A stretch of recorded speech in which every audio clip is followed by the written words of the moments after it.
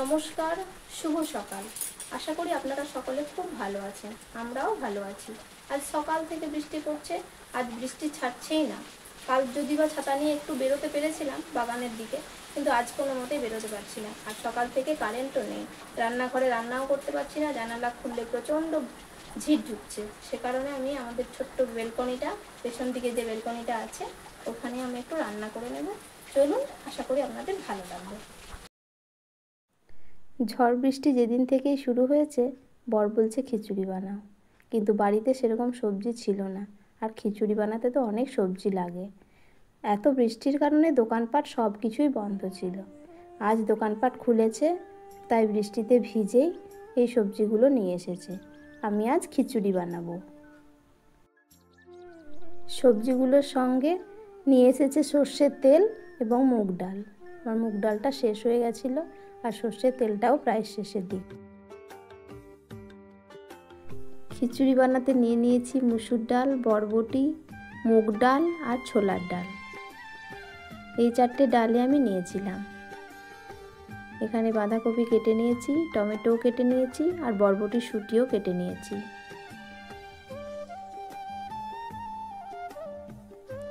আর এখানে আছে সিদ্ধ চাল। আমি খিচুড়ি বানানোর জন্য আতপ চাল নিইনি, সিদ্ধ চালটাই নিয়েছি। প্রথমে আমি একটা কড়াই চাপিয়ে দেব এবং কড়াইটাকে ভালোভাবে গরম করে নেব।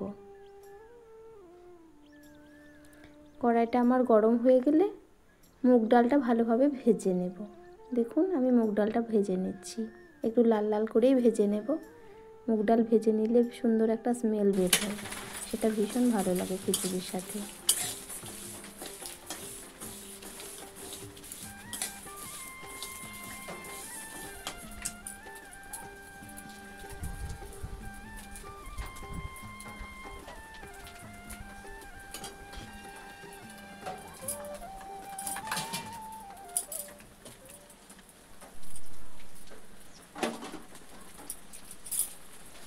একটা বাটিতে আমি জল নিয়ে নিয়েছি। এবার মুগ ডালগুলো সেই জলের মধ্যে ফেলে দিলাম এবং ভালোভাবে আমি সব ডালগুলো এক এক করে দিয়ে ধুয়ে নেব। চালটাকেও আমি এর সঙ্গে ধুয়ে নেব। এদিকে একটা হাঁড়ি বসিয়ে দিয়েছি এবং জল দিয়ে দিচ্ছি।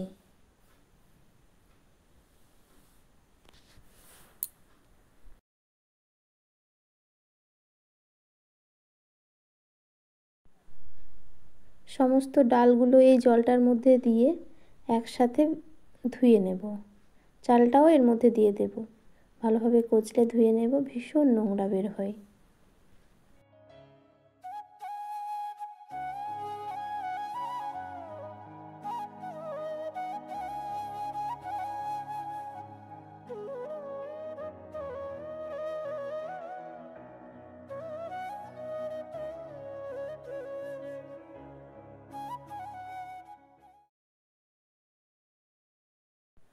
ভালোভাবে এগুলো আমি ধুয়ে নিই, আর এদিকে জলটা গরম হতে থাক। আপনারা আমার সঙ্গে থাকুন।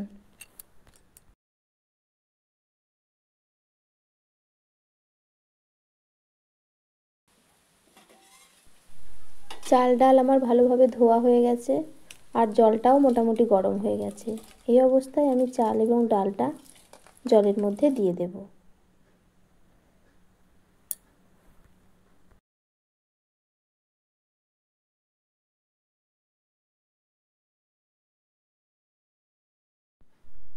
চলুন আপনাদের একটা জিনিস দেখাই, আমার ছেলে কি করছে। আসুন দেখুন। আমি তো অবাক। প্রথমে ভাবলাম বুঝি এতক্ষণ স্বপ্ন দেখছিলাম, কিন্তু তোমরা বললে বিশ্বাস করবে না। আমার রুমালটা খুঁজতে গিয়ে দেখি কোথাও রুমাল নেই। আর একটা বেড়ার উপর বসে গোফে কি করছো তুমি? আমি এখন পড়া করছি। কি পড়ছো? আমি এখন সুকুমার রায়ের হতবরল গল্পটা পড়ছি। পড়ছো? হ্যাঁ। পড়ো পড়ো, দেখি শুনি আমরা। আর একটা বেড়ার উপর বসে গোফে তা দিচ্ছিল। হঠাৎ আমাকে দেখতে পেয়েই খচমচ করে নেমে পালিয়ে গেল। আর ঠিক সেই সময়ে বাগানের পিছন থেকে একটা ছাগল ব্যা করে ডেকে উঠল। আমি বড় মামার কাছে এসব কথা বলেছিলাম, কিন্তু বড় মামা বললেন, যা যা, কতগুলো বাজে স্বপ্ন দেখে তাই নিয়ে গল্প করতে এসেছে, যা যা। মানুষের বয়স হলে এমন হতকা হয়ে যায়, কিছুতেই কোনো কথা বিশ্বাস করতে চায় না। তোমাদের কিনা এখনো বেশি বয়স হয়নি, তাই তোমাদের কাছে ভরসা করে এসব কথা বললাম। বাহ, সুন্দর তো গল্পটা। এদিকে কিন্তু প্রকৃতির মুখ এখনও ভার। বৃষ্টি থামার নামগন্ধ নেই, আমাদের তো ইলেকট্রিসিটি নেই, চারিদিকে কেবল অন্ধকার। ছেলেটা বিরক্ত হয়ে যাচ্ছে, কারেন্ট নেই বলে কিচ্ছু করতে পারছে না, আর কোনো কিছু ফোন টোন কিছুতেই চার্জ নেই আমাদের। তাই বললাম যে একটু পড়তে টড়তে বস, কিছু একটু কর, একটা গল্প অন্তত পড়। তখন দেখলাম সুকুমার রায়ের বইটা খুলেছে। তারপরে আমি হঠাৎ করে গিয়ে দেখি হযবরল পড়ছে, তাই আমি আপনাদের সঙ্গেও সেটা শেয়ার করলাম। আবার রান্নার এদিকে চলে এলাম, এসে ঢাকাটা খুলেই দেখছি যে খিচুড়িটা অনেকটাই সিদ্ধ হয়ে গেছে। তাই তাড়াতাড়ি আমি সবজিগুলো দিয়ে দিলাম, এক এক করে লবণ এবং হলুদও দিয়ে দিয়েছি। তারপর আবারও ঢাকা দিয়ে দিয়েছি। এই খিচুড়িটার মধ্যে একটা ভাজা মশলা দেওয়া হয়, জানেন? এই ভাজা মশলাটায় থাকে গোটা শুকনো লঙ্কা আর গোটা জিরে, একটু শুকনো খোলায় ভেজে নিয়ে গুঁড়ো করে এই খিচুড়ির মধ্যে দেওয়া হয়। আমিও দিই, আজকে আমি দিইনি, দিলে পরে অনেক স্বাদটা বেড়ে যায়।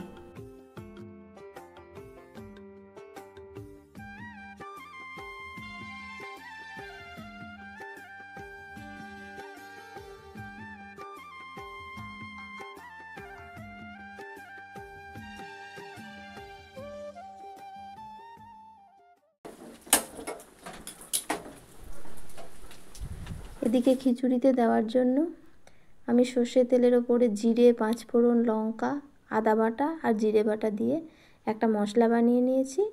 তারপর সেটা খিচুড়ির মধ্যেই দিয়ে দেব।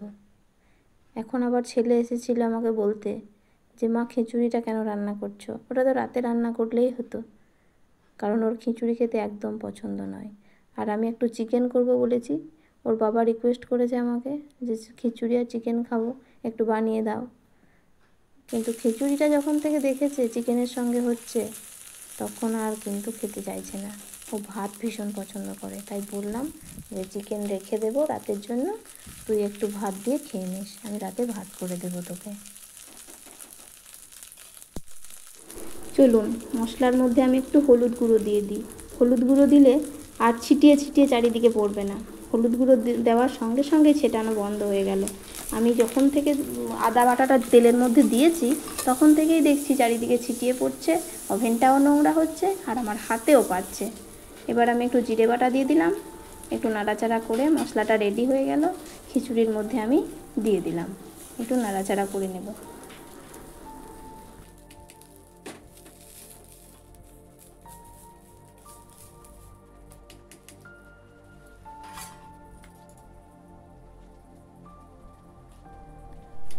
চলুন, খিচুড়িটা আরেকবার ঢাকা দিয়ে দিই, প্রায় হয়েই এসেছে।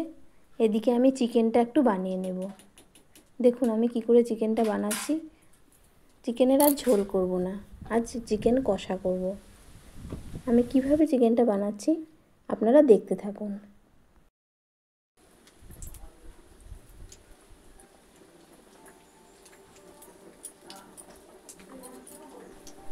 প্রথমেই গরম কড়াইতে আমি সর্ষের তেল দিয়ে দিলাম, তারপর একটা তেজপাতা, একটু পাঁচফোড়ন আর একটু জিরে দিয়ে দিলাম।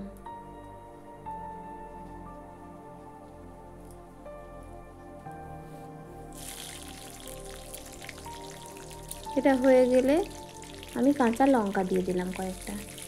আমি বেশি কাঁচা লঙ্কা দিইনি, 3টে মাত্র দিয়েছি। বেশি ঝাল হয়ে গেলে আবার ছেলেটা খেতে পারবে না।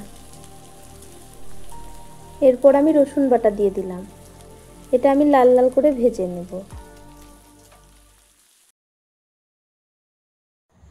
রসুন বাটাটা আমার লাল লাল করে ভাজা হয়ে গেছে। এই অবস্থায় আমি এর ওপর পেঁয়াজগুলো দিয়ে দেব। আর পেঁয়াজগুলোও ভালোভাবে লাল লাল করে ভেজে নেব। এই অবস্থায় পেঁয়াজের ওপর যদি হলুদ আর লবণ দিয়ে দেওয়া যায় তাহলে রান্না হতে বেশি সময় লাগে না, পেঁয়াজটা তাড়াতাড়ির মধ্যেই নরম হয়ে যায়।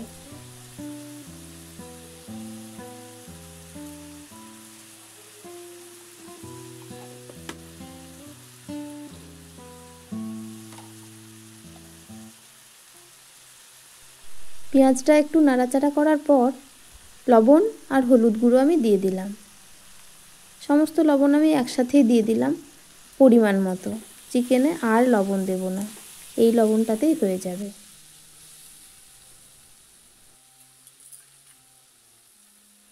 দেখুন পেঁয়াজটা আমার খুব ভালোভাবেই ভাজা হয়ে গেছে। এখন আমি টমেটো কুচি, আদার পেস্ট আর জিরের পেস্ট দিয়ে দিলাম। এখানে একটু লাল লঙ্কার পেস্টও দিয়ে দিচ্ছি রং করার জন্য।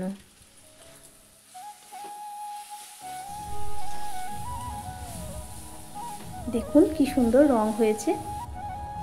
এখন খিচুড়িটা আমি একটু চেক করে নেব। দেখলাম হ্যাঁ একদম সুন্দরভাবে সেদ্ধ হয়ে গেছে। গ্যাস অফ করে দিলাম।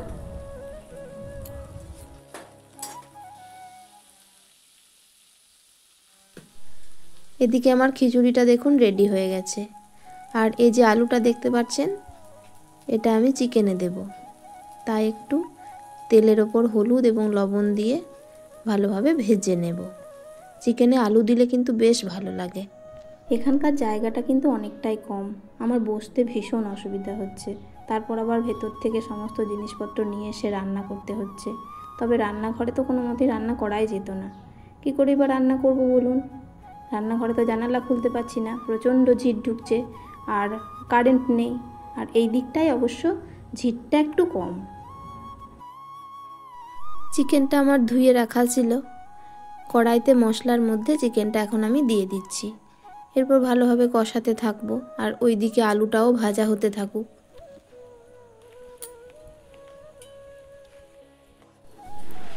মাংসের মধ্যে আলু দিলে দেখেছি বেশ ভালো লাগে, আমরা তো ভীষণ পছন্দ করি মাংসের মধ্যে আলু। তবে রান্না করতে আমার তেমন অসুবিধা হয়নি। বর, ছেলে ওরা কিন্তু আমাকে টুকটুক করে হাতে বিভিন্ন রকমের জিনিস যোগান দিয়ে দিচ্ছিল। যখন যেটা বলছিলাম আমার তো বারবার ওঠা সম্ভব হচ্ছিল না। চিকেনটাও ভালোভাবে কষানো হয়ে গেছে আর আলুটাও ভাজা হয়ে গেছে। এই অবস্থায় আমি আলুটা চিকেনের মধ্যে দিয়ে দিচ্ছি। আমি তো ঝোল করব না, আজ কষা কষা বানাবো, তাই বেশি জলও দেব না। এইভাবে আমি ঢাকা দিয়ে নাড়াচাড়া করে রান্নাটা করতে থাকবো। চিকেন আমার একদম রেডি। এবার আমি খেতে দিয়ে দেব, কারণ ঘড়িতে এখন 1:30টা বেজে গেছে। আর ওদের অপেক্ষা করাবো না। আমাদের বাড়ির ভেতরটা দেখুন কত অন্ধকার, এখনও কিন্তু কারেন্ট আসেনি আর বৃষ্টি এখনও অঝোরে হয়ে যাচ্ছে। জানালার দিকে যেটুকু আলো ঢুকছে ওতেই আমরা চালিয়ে নিচ্ছি। দেখুন বাইরের দিকে তাকিয়ে কত বৃষ্টি পড়ছে এখনও।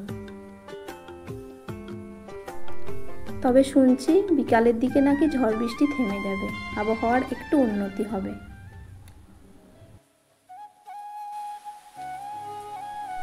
ভিডিওটা তাহলে আজ এ পর্যন্তই।